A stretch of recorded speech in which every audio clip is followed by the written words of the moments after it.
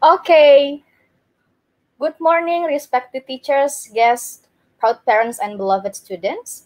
Welcome to Cikal Talk, one of the activities in our playground of Cikal Learning event. Thank you for coming today. First, let me introduce myself. My name is Anin, and I will be your moderator for this session.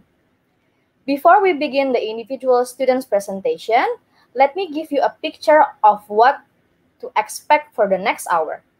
We have a few students from Year 5 Cikal Cilandak here that will present their reflection on their learning journeys.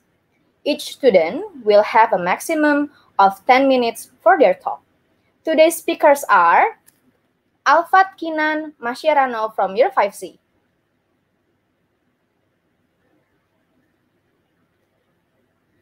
Second, Raidan Rajalela Harahap from Year 5C. You can say hi, guys. You can unmute yourself. Selamat pagi. Selamat pagi. Oke, Kalisa Ramadania Putri Aryadipa from Year 5D. Unmute yourself, Kalisa. Halo. Arfatara Haifa Keandra Utomo from Year 5D. Halo teman-teman semua. Alright, and the last one is Mikaela Atkia Rosadi from Year 5A. Good morning, everyone. Okay, so 4 of these Year 5 students will be presenting their social studies reflection, and the other one, which is Atkia, will present her Bahasa Indonesia reflection. Okay, without further ado, let's begin with our first speaker, Kinan, who will be presenting his social studies reflections on Bisnis Impianku. Please give a warm welcome to Kinan. Terima kasih, Miss. Halo, nama saya Kinan, dan saya adalah murid kelas 5 dari Sekolah Cikal Cilandak. Saya ingin membuat bisnis impian yang menjual kacamata anti radiasi. Sejak pandemi ini, kita tidak bisa bertemu dengan banyak orang dengan secara langsung. Jadi, kalau mau sekolah atau kerja, kita harus lewat online memakai laptop atau iPad. Karena itu, banyak orang screen time-nya bisa meningkat dan lebih lama dari biasanya. Ini tidak sehat dan akan berdampak buruk seperti risiko obesitas dan berkurangnya keterampilan sosial. Hal ini juga bisa menyebabkan kurang tidur dan juga mungkin insomnia. Saya ingin membuat produk kacamata anti radiasi. Kacamata ini menggunakan lensa yang akan memblokir dan menyerap cahaya biru yang akan masuk ke matamu saat melihat layar atau gawai. Sebelum menjual produk saya harus tahu apa orang-orang yang inginkan produk.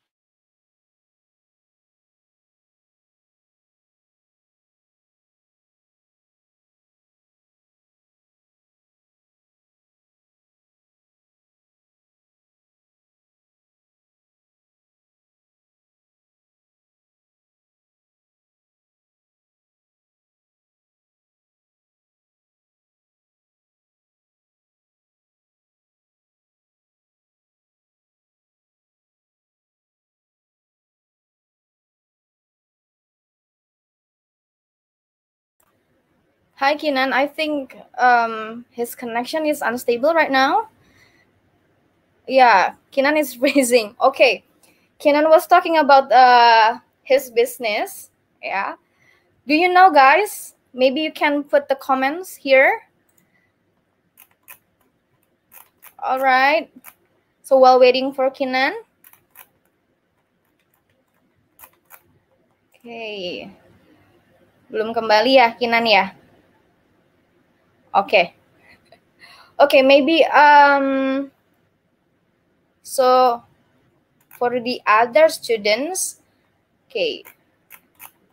If you have, guys, you can put it in the comments part. Yeah, if you have an opportunity to make your own business, So what do you want? You can put it in the comment chat, yeah. Let me see. If you have the opportunity to have your own business, what is that? What it would be?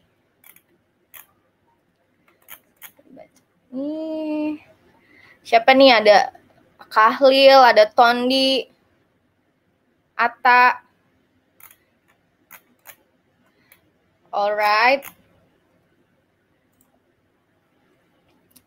Okay, maybe while waiting for Kinan. Okay, can we move on to the other speaker? Yeah. Okay, the next one, while waiting for Kinan, yeah. The second one is Raidan. Raidan, are you ready? Raidan, who is also going to present his business, yeah, business impianku. Okay, you may start, Raidan. Oke, Miss. Selamat pagi semua. Perkenalkan, nama saya Raidan Rajalela Harhab. Biasa dipanggil dengan nama Raidan. Saya murid dari SD Sekolah Cikal Cilandak dari kelas 5C. Saya ingin membuat wirausaha sosial yang berdampak positif bagi masyarakat. Pada pagi ini, saya akan menjelaskan mengenai usaha saya ini. Saya ingin membuka tempat swab tes antigen dan PCR secara drive-thru dan jasa panggilan. Nama usaha saya adalah Swab and Go. Saya ingin membuka usaha ini karena pada akhir tahun 2019 ada virus yang ditemukan di kota Wuhan di Cina yang menyebabkan penyakit COVID-19.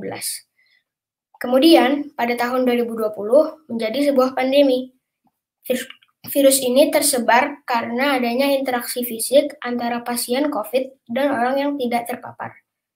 Virus ini mudah tersebar melalui udara, terutama di dalam ruangan tertutup. Oleh karena itu, saya memutuskan untuk membuat tes swab antigen dan PCR secara drive-thru dan jasa panggil, agar tidak melibatkan banyak orang atau kerumunan di ruangan tertutup, karena itu yang mempunyai resiko penyebaran virus ini yang lebih tinggi.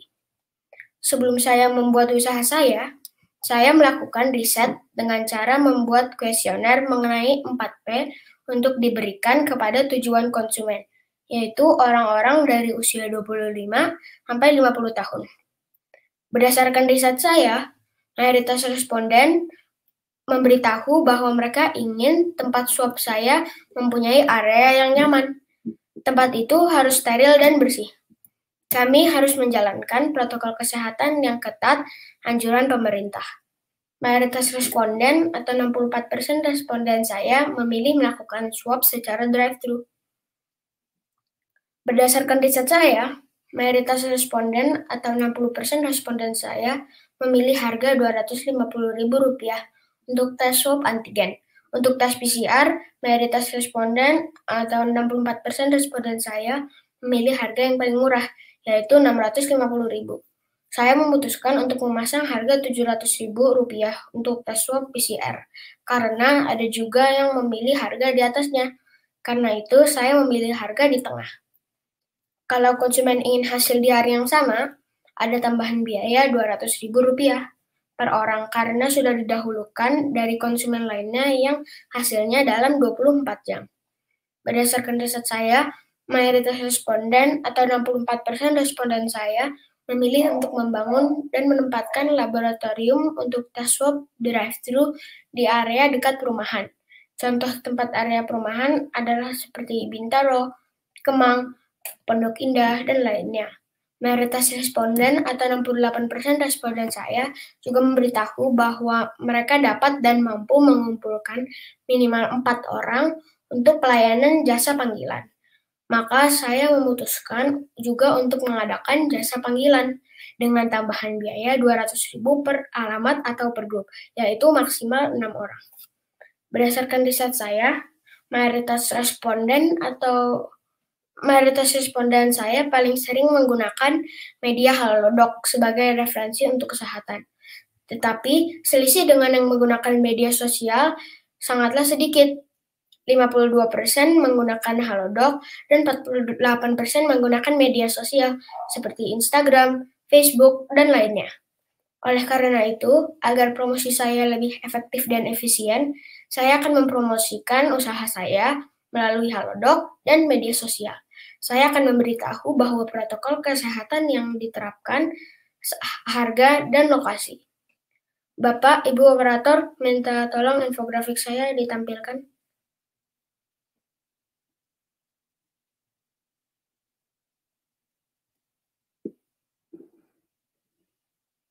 Ya, terima kasih.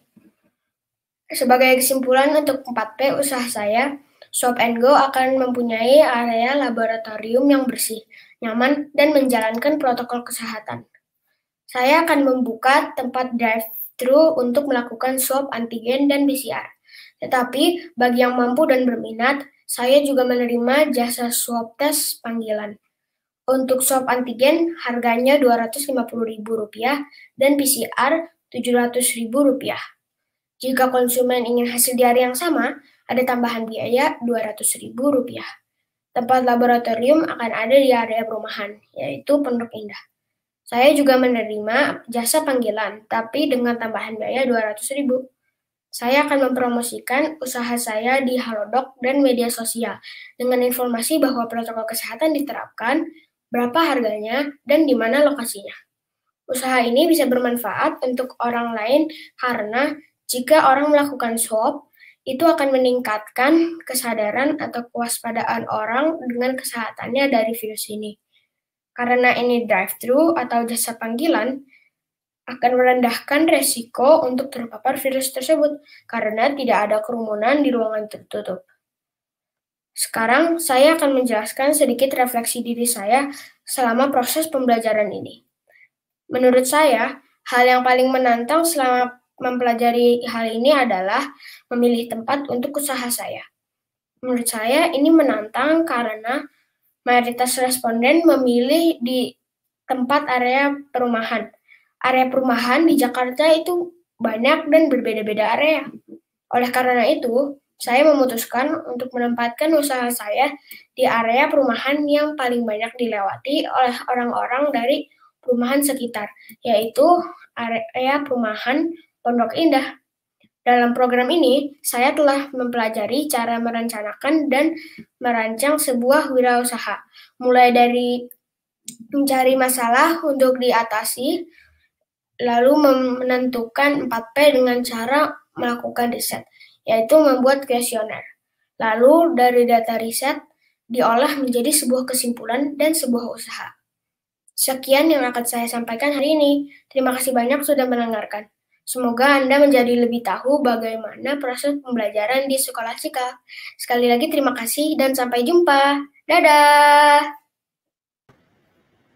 All right, thank you, Raidan, for sharing with us. It's such a wonderful idea of your business. We hope that you can continue your business. I mean, yeah, during this pandemic, we hope you can run through your business. Okay, let's please give virtual round of applause for his talk. Thank you, Raidan. Okay, is Kinan already in the backstage? Or all right, Kinan. Sorry, Miss. It's okay. It's because of the internet connection. Yeah, you may continue with your presentation. Do I restart from the beginning? Yeah. Boleh dimulai dari awal. Oke. Halo, nama saya Kinan dan saya adalah murid kelas 5 Sekolah Cikal Cilandak. Saya ingin membuat bisnis impian yang menjual kacamata anti radiasi. Sejak pandemi ini, kita tidak bisa bertemu dengan banyak orang dengan secara langsung. Jadi, kalau sekolah atau kerja, kita harus lewat online memakai laptop atau iPad. Karena itu, banyak orang screen time-nya bisa meningkat dan lebih lama dari biasanya. Ini tidak sehat dan akan berdampak buruk seperti risiko obesitas dan berkurangnya keterampilan sosial. Hal ini juga bisa menyebabkan kurang tidur dan mungkin insomnia. Saya ingin membuat produk kacamata anti radiasi. Kacamata ini menggunakan lensa yang akan memblokir dan menyerap cahaya biru yang akan masuk ke matamu saat melihat layar atau gawai. Sebelum menjual produk saya harus tahu apa yang orang-orang inginkan mengenai produk ini. Contohnya seperti di mana dijualnya, berapa harganya, ukuran dan warna kacamatanya, dan promosi apa saja yang bisa saya lakukan. Jadi, saya membuat survei tentang produk saya lewat Google Forms dan menyebarkan kepada target konsumen. Dan ini adalah hasil surveinya. Untuk produk, 21 orang memilih hitam dan coklat untuk warna. 16 orang menjawab dengan L dan 11 orang menjawab M untuk ukurannya. Jadi, warna kacamata saya akan menjadi hitam dan coklat warnanya. Kacamata ini ukurannya akan menjadi M dan L. Untuk harga, sekitar 80% responden saya sering beli kacamatanya Rp700.000 sampai Rp1.000.000. Dan kacamata yang responden saya beli yang paling mahal adalah 1,5 juta sampai 2 juta. Jadi, saya akan membuat kacamata yang harganya Rp500.000 sampai Rp800.000. Untuk tempat, 17 responden menjawab bahwa mereka lebih suka belanja lewat media online, dan 13 orang juga suka belanja lewat dengan langsung di toko, dan menurut mereka menjual kacamatanya di mall atau optik. Jadi, saya akan menjual kacamata saya di optik, Tokopedia, dan Bukalapak. Untuk promosi, mayoritas responden saya, 20 orang, menyatakan bahwa mereka promosi yang efektif adalah untuk membuat buy one dan get one. Dan 8 orang menjawab diskon juga bagus. Menurut 23 responden saya, lebih bagus kalau saya promosikan lewat media sosial, dan 5 orang menjawab dengan iklan. Jadi, saya akan membuat buy one, get one, dan diskon. Saya juga akan menyebar produk saya lewat sosial media seperti Twitter atau Instagram. Ini refleksi saya. Saya akan mencari warna-warna yang lain yang mungkin anak-anak lebih suka, seperti warna merah ataupun biru. Saya juga akan mencari lagi ukuran kacamata. Ini karena bahwa mungkin ukurannya terlalu besar untuk anak-anak yang lebih kecil. Hal menarik yang saya temukan saat merencanakan bisnis impian saya ini adalah bahwa banyak orang lebih suka warna coklat daripada warna lain seperti merah dan biru, karena coklat dan hitam adalah warna yang dasar menurut saya. Saya juga membuat infografis yang menarik untuk bahan presentasi saya. Saat saya membuat pertanyaan untuk survei, saya juga akan tahu pendapat responden saya. Hal yang menantang bagi saya adalah membuat pertanyaan untuk survei, karena saat membuat survei dibuat karena banyak yang salah. Menurut saya juga saat mengambil data dari survei sedikit susah karena banyak yang beda. Terima kasih untuk mendengar dan menonton showcase saya. Okay, Kinan, thank you for sharing with us about your idea, about your project. All right, please give a virtual applause for Kinan. Yay! Okay, we move on to other speaker, which is Kalisa, from year 5D, who will be presenting about her social studies as well, about business impianku. Please give a warm welcome to Kalisa.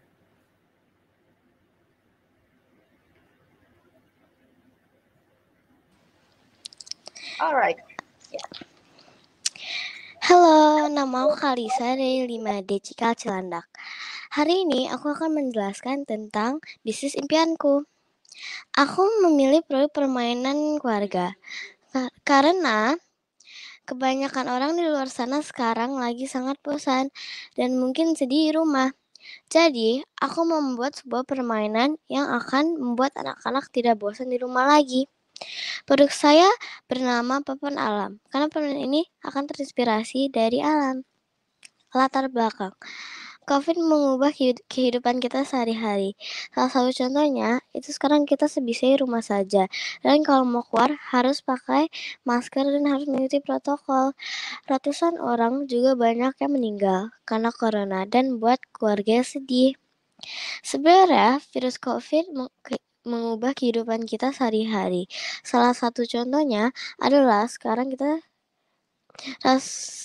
kita harus di rumah saya dan tidak perlu keluar. Kalau keluar, kita juga harus mengikuti protokol dan harus memakai masker. Tetapi, COVID-19 juga membuat dunia semakin bersih dan tertib. COVID juga membuat banyak orang bosan dan panik di rumah. Dan COVID juga membuat semua orang di rumah dan tidak boleh keluar. Hampir semua orang kerja atau sekolah dari rumah dan semua online. Karena kita semua tidak boleh sering-sering keluar rumah dan tidak boleh offline. Makanya aku mau membuat permainan keluarga ini untuk anak-anak dan keluarga. Untuk yang di rumah biar mereka tidak bosan dan panik lagi. Sekarang aku akan menjelaskan tentang hasil akhir survei aku. Untuk produk, berdasarkan survei aku, 50% orang memilih monopoli dan 50% orang juga memilih luar tangga. Jadi aku akan membuat permainan keluarga terinspirasi dari dua permainan keluarga itu. Untuk harga, 25% orang memilih 50.000 dan 75% orang memilih 100.000. Karena kebanyakan orang dari surveiku memilih 100.000, jadi harga yang akan aku pakai untuk produkku akan 100.000. Aku akan menjual permainan aku di toko daring atau bisa dibilang toko online. Karena kebanyakan orang di survei aku memilih toko daring. Dan karena corona, lebih baik toko online karena kebanyakan orang sekarang tidak boleh keluar rumah. Dan dengan adanya COVID. Oke. Produkku, sekarang aku menjelaskan sedikit tentang produkku. Produkku itu kayak semacam permainan keluarga biasa, seperti Monopoly atau luar tangga. Tetapi permainan aku akan bertema alam. Produkku juga dimainkan dengan semua umur, dari bayi sampai kakek nenek. Sekarang aku akan kasih tahu refleksi aku dari bisnis impianku. Hal menarik yang aku temukan waktu merancang bisnis ini. Untuk membuat poster, karena aku membuat posternya terlihat bagus dan seru untuk orang yang mau beli, biar mereka bisa melihat permainan aku lebih menarik. Apa tantangan yang aku hadapi? Tantangan yang aku hadapi itu waktu aku membuat pertanyaan-pertanyaan untuk surveiku. Karena aku butuh banyak sekali pertanyaan dan aku suka sekali kehabisan ide. Bagaimana aku mengatasi tantangan aku?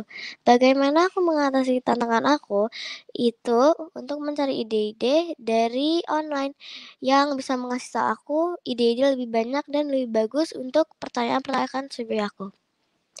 Terima kasih sudah mendengarkan presentasi aku.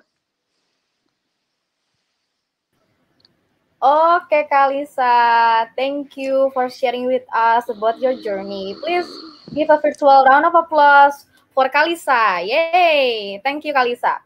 Okay, we have our next speaker, Keandra, who will be presenting his social studies reflection as well about his business impianku. Please give a warm welcome to Keandra. Okay, Keandra, good luck. Halo teman-teman semua, selamat pagi. Perkenalkan, nama saya Arfatara Haifa Keandra Utomo, biasa dipanggil dengan nama Keandra. Saya dari kelas 5B Sekolah Cikal Cilandak, TB Simatupang. Pagi ini saya akan bercerita tentang showcase bidang studi IPS, yaitu mengenai bisnis impian saya tentang produk jasa kesehatan yang bernama Case One Stop Clinic. Mengapa saya memilih produk ini? Pertama, saya melihat masalah-masalah yang ada di sekitar kita.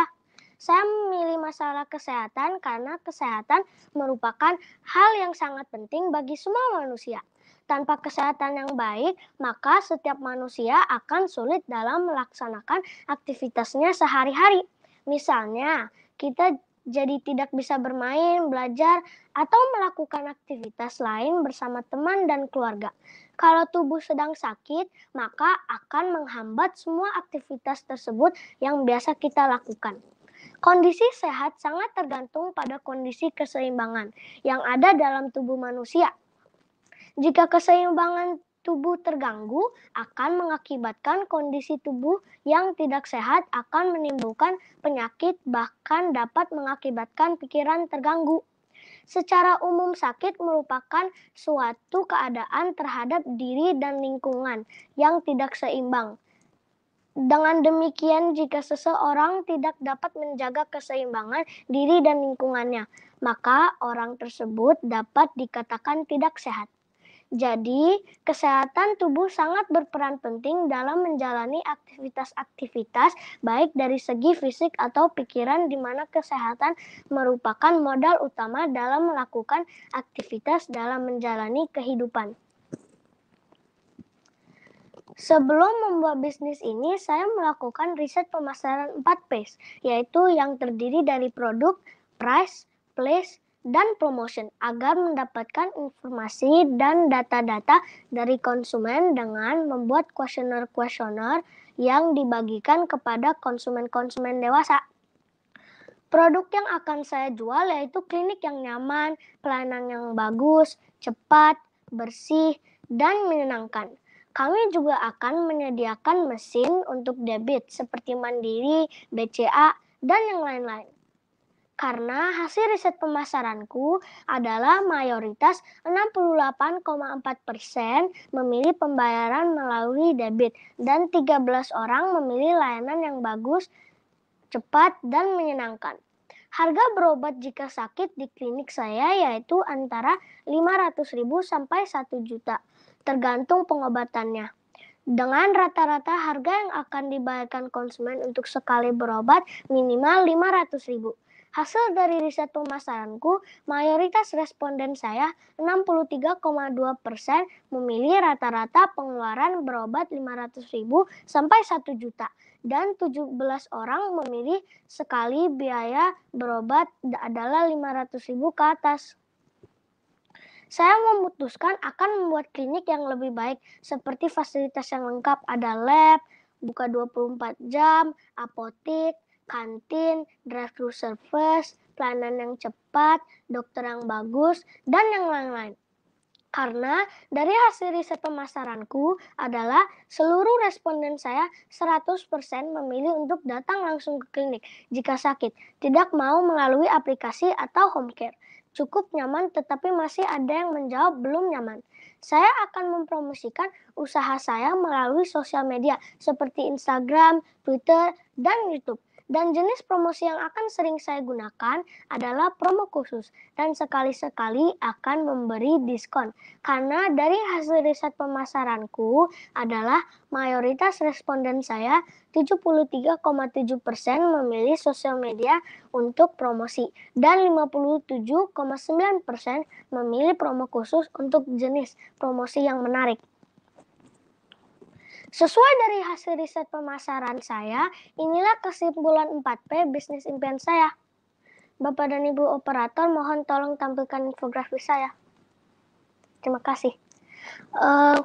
Produk adalah Case One Stop Clinic, sebuah klinik yang bersih, nyaman, tanpa antri, dan fasilitas yang lengkap. Harga pengobatan yang kami berikan mulai dari 500.000 berupa paket dokter, obat, lab, dan terapi. Lokasi klinik saya berada di Jakarta Selatan di Jalan Kemaja, buka 24 jam, mempunyai fasilitas lab, drive-thru, apotek, ruang terapi, dan dokter yang bagus. Promosi menarik kami ada di sosial media, energi Instagram, Twitter, dan YouTube. Bisnis saya ini bermanfaat karena bisnis ini dapat membantu masyarakat yang sakit dan membutuhkan jasa kesehatan dengan mendapatkan harga yang lebih murah, dokter yang bagus, dan fasilitas yang lengkap. Dan kami akan mengajak para terapis-terapis tradisional untuk dapat bekerja di bisnis kami dengan memberikan pelatihan terlebih dahulu. Kami juga akan memberikan cek darah gratis bagi konsumen yang berobat di tempat kami. Sekarang saya akan bercerita bagaimana refleksi dari saya tentang membuat proyek ini. Kalau saya ada waktu untuk memperbaiki bisnis ini, saya akan memperbaiki dengan melakukan presentasi lebih baik dan menarik agar para investor lebih tertarik dengan bisnis saya. Hal yang menarik dari merancang bisnis ini adalah ketika melakukan survei kepada konsumen dan mendapatkan hasil survei yang berbeda-beda. Saya juga merasa seperti membuat bisnis ini dalam kehidupan nyata karena saya sudah mempunyai klinik yang akan diinovasi di masa depan. Menurut saya yang paling menantang dari merancang bisnis ini adalah membuat presentasi untuk investor. Karena saya harus membuat presentasi ini bagus dan menarik, tertarik untuk bekerja sama dengan kami. Terima kasih sudah mendengarkan presentasi singkat mengenai bisnis impian saya. Semoga teman-teman semua memahami tentang pembelajaran di sekolah Cikal. Sekali lagi terima kasih dan sampai jumpa. Dadah! Okay, thank you Kiandra for sharing with us about your wonderful project ya, case klinik ya. Buat Bu Uti mungkin Bu Astri ya, tuh tadi Kian itu loh ada jasa apa namanya jasa ini ya, jasa ambil darah gratis ya, mungkin tuh buat guru-gurunya ya, buat Kian ya. Okay, thank you Kian for sharing with us. Okay, sama-sama. Ya. Alright, bye-bye. Last but not least, we have our final speaker, Atkia, who will be presenting her Bahasa Indonesia reflections on Karya Sastra. Please give a warm welcome to Atkia. Thank you. Ya. Guys. Halo semua, namaku Atkia dari kelas 5A Sekolah Cikal Cilandak. Untuk Playground of Learning ini, aku akan menunjukkan karya sastraku. Karya sastra yang telah aku buat adalah puisi. Puisi ini berjudul Wahai Sahabatku dan memiliki 4 bait dan dalam bait itu ada 4 baris. Sebelum itu, aku mau bercerita mengenai apa saja yang sudah aku pelajari tentang karya sastra Indonesia. Berikut ini adalah slide yang sudah aku buat untuk presenting apa saja yang sudah aku pelajari. Jadi slide ini berjudul Karya Sastraku. Pertama, kita belajar tentang karya sastra pantun. Ada 4 jenis pantun, yaitu pantun nasihat, pantun jenaka, pantun agama, dan pantun teka-teki. Pantun adalah bentuk puisi lama yang biasanya hanya digunakan 1 bait. Dan pantun ini baris pertama biasanya tidak berhubungan dengan isinya. Jadi ini ada pantun nasihat. Pantun nasihat tujuannya untuk menasehatkan yang membaca pantunnya. Pantun jenaka adalah pantun yang menghibur karena biasanya isi pantun itu lelucon dan membuat orang-orang ketawa saat membaca. Pantun agama adalah pantun yang isinya berhubungan dengan agama dan biasanya juga berupa nasihat, tapi biasanya nasihatnya untuk lebih sering beribadah. Lalu ada pantun teka-teki. Pantun teka-teki adalah pantun tebak-tebakan. Jadi yang membaca harus menebak apa yang dijelaskan dalam pantun itu. Lalu habis pantun kita belajar tentang cerita rakyat. Cerita rakyat adalah cerita legenda yang datang dari masyarakat, lalu berkembang juga dari masyarakat. Cerita rakyat memiliki peninggalan-peninggalan di daerahnya seperti Malin Kundang, dan biasanya ceritanya juga datang dari kepercayaan budaya. Dan ini adalah contoh-contoh cerita rakyat yang pernah aku tonton. Bawang merah, bawang putih yang berasal dari daerah Riau, Batu Menangis dari Kalimantan Barat, dan Si Pitung dari Betawi.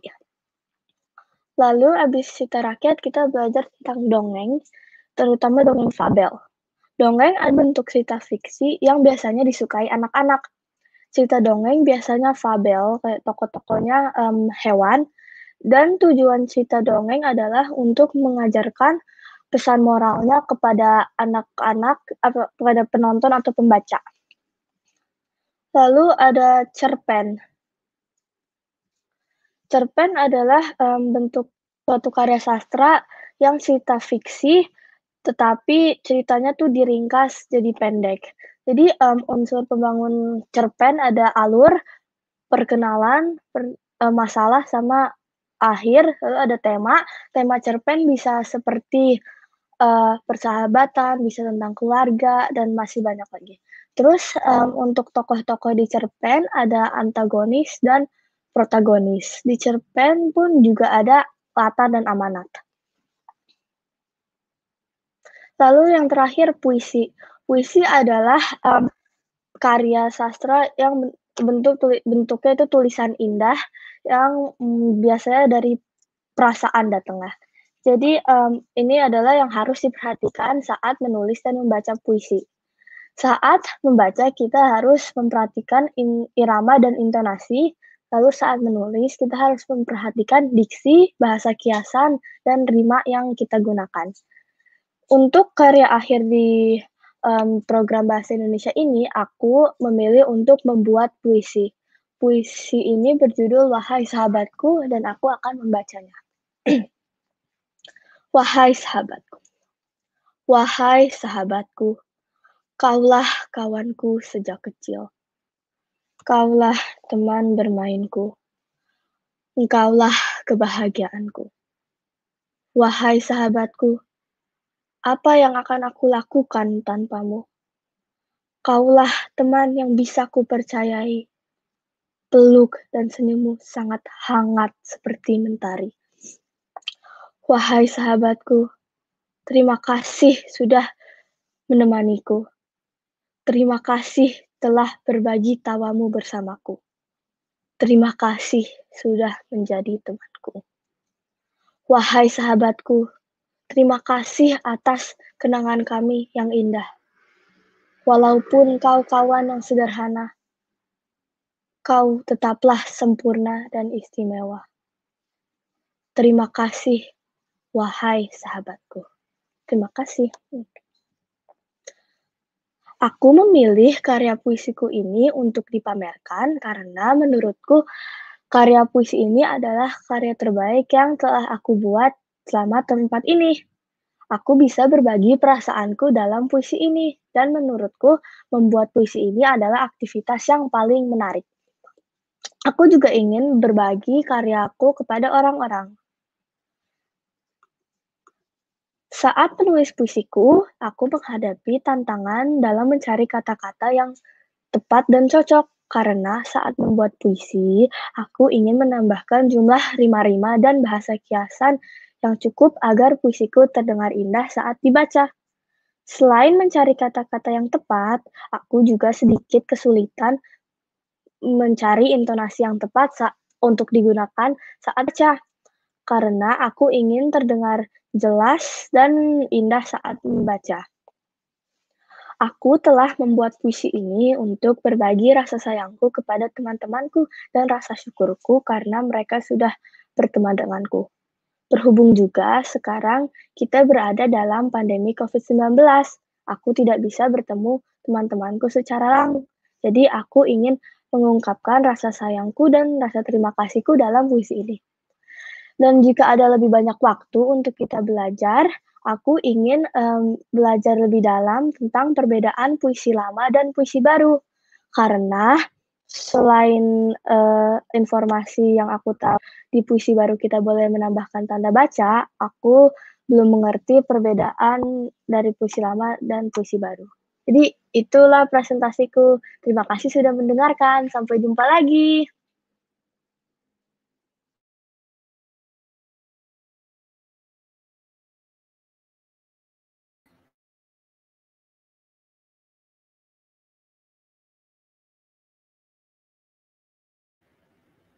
Yeah, thank you, Atkia, for your presentation. Please give a virtual round of applause for her talk. All right, for everyone, I'm really sorry. There is something wrong with my cam, so I cannot turn on my camera. But Atkia is the last presenter in this session. Let's give a final round of applause for our speakers today, who have done a wonderful job at presenting their learning journeys. This year, it's wonderful to hear the different insights the students have gained throughout this interesting year, despite learning mainly through virtual classrooms. I would like to remind you all that this event doesn't stop today. After this session, there is still Cikal Talk from Year 5 and Year 6. You can also browse through our virtual gallery on our website. You can also see our events on our website or check out our other stream events on Sekolah Cikal YouTube. Lastly, I would like to say thank you one more time to all the audience here today, fellow students, proud parents, and also respected guests. Thank you for having me as your host. Good morning and see you in.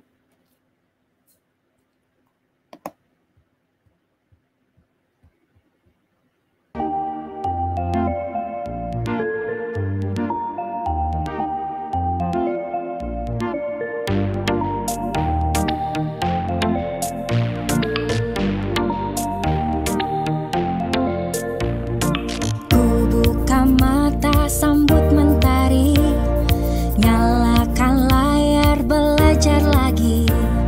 Sudah rindu kembali ke sekolah, tak sabar ingin segera bertemu lagi.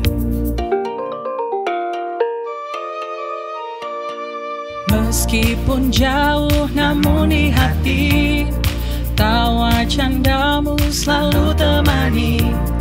Meski tak langsung menatapmu kawan, semangat belajarku takkan pernah padam. Walau hanya di rumah saja, takkan padam semangat di jiwa. Perjalanan yang ku lalui, kan ku bagi kisahnya denganmu nanti.